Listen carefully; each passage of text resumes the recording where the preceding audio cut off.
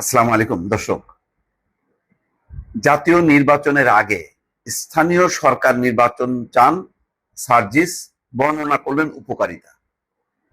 সার্জিস আলম কেবল উপকারিতা বর্ণনা করতেছে। দেখলাম যে ওই ইশরাক হোসেনের মেয়র হিসেবে শপথ নেওয়া উচিত না, মানে না নিলে কি কি উপকারিতা তার আবার বর্ণনা তিনি করে একটা লম্বা একটা পোস্ট দিলেন। আজকে আবার জাতীয় নির্বাচনের আগে স্থানীয় সরকার নির্বাচন হলে কি উপকারিতা হবে সেটা বর্ণনা করতেছে। মানে খেয়াল করবেন যে আমি এনসিপি সবাইকে বলবো না, বিশেষ করে সার্জিস আলম, হাসনাত আব্দুল্লাহ, তাদের চলনে বলনে, তারপরে বডি ল্যাঙ্গুয়েজে ঠিক বিএনপির বিপরীত অবস্থানটা সবসময় তারা ভালোবাসে। সালাউদ্দিন আহমেদ বলছেন যে দু একদিনের মধ্যে শপথ না নিলে পরিস্থিতি ভালো হবে না, তীব্র আন্দোলন হবে। সেই জায়গায় সার্জিস আলম বলতেছে যে না, শপথ নেওয়া উচিত না। অর্থাৎ আসিফ মাহমুদ সজীব ভুইয়া উপদেষ্টা যা বলছেন তার পক্ষে তিনি তাত্ত্বিক একটা ব্যাখ্যা দিচ্ছেন। এখন আবার স্থানীয় সরকার নির্বাচন আগে কেন হওয়া দরকার, সংসদ নির্বাচনের আগে, তার উপকারিতা বর্ণনা করতেছে। ভালো, এগুলি বোঝা যায় যে এগুলির মধ্য দিয়ে যে বিএনপির সাথে একটা বিরোধ তৈরি করা, একটা রাজনৈতিক মেরুকরণ তৈরি করা, এগুলি হলো আসল উদ্দেশ্য। জাতীয় নির্বাচনের আগে স্থানীয় সরকার নির্বাচন আয়োজনের দাবি জানিয়েছেন জাতীয় নাগরিক পার্টির উত্তরাঞ্চলের মুখ্য সংগঠক সার্জিস আলম। আগে স্থানীয় সরকার নির্বাচন আয়োজনের কিছু উপকারিতা বর্ণনা করে তিনি বলেছেন, আগে জাতীয় নির্বাচনের কথা বলছি বলে এখানে যেন জাতীয় নির্বাচন পেছনের ষড়যন্ত্র খোঁজা না হয়। প্রয়োজনে জাতীয় নির্বাচনের তারিখ ঘোষণা করে দেয়া হোক, সেটা নিয়ে আমাদের আপত্তি থাকবে না। সোমবার রাতে ফেসবুকে নিজের ভেরিফাইড অ্যাকাউন্টে এক পোস্টে সার্জিস আলম এই কথাগুলি বলছেন। নাহিদ ইসলাম একটা বলছেন যে ইসলামপন্থা বা চরমপন্থা না তার দল। আবার সার্জিস আলম বলছেন এগুলি কি দল সম্মিলিত সিদ্ধান্ত নাকি যার যার অবস্থান থেকে শেষে মতামত দিচ্ছে, বোঝা বড় মুশকিল।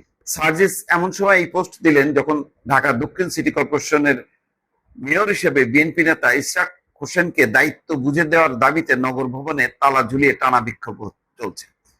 সার্জিস আলম লিখছেন, জাতীয় নির্বাচনের আগে ঢাকা সিটি কর্পোরেশন সহ সব স্থানীয় নির্বাচন হোক, তাহলে ইশরাক ভাইয়ের মতো যোগ্য ব্যক্তিরা তুলনামূলক লেভেল প্লেইং ফিল্ডে প্রতিযোগিতা করে গ্রহণযোগ্যতা এবং জনপ্রিয়তার মাপকাঠিতে জনপ্রতিনিধি নির্বাচিত হতে পারবেন।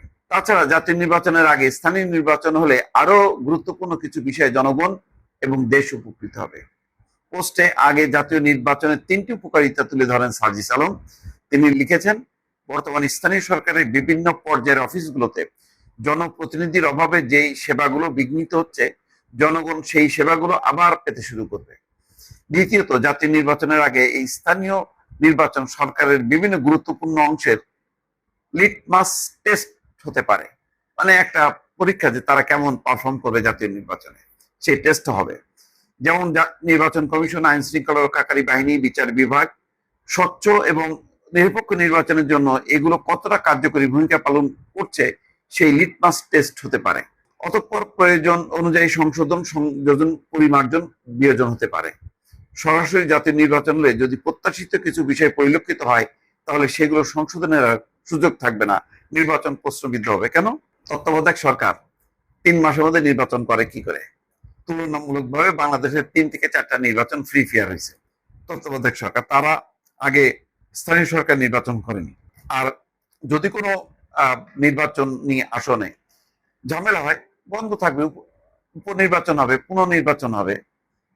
এখন নতুন নতুন যে সমস্ত বক্তব্য রাখছে সবগুলি হচ্ছে মানে জাতীয় নির্বাচনটা মানে যাতে এলোমেলো হয়ে যায় বা পিছায় যায়, মানে ওইটা বাদ দিয়ে বাকি সবগুলো ঠিক আছে, জাতীয় নির্বাচন করা যাবে না। যেটা বিএনপি বলছে যে জাতীয় নির্বাচনের কথা আসলেই মানে কারো কারো জ্বর আসে, বিষয়টা তাই দেখা যাচ্ছে। ভালো থাকবেন, আল্লাহ হাফিজ।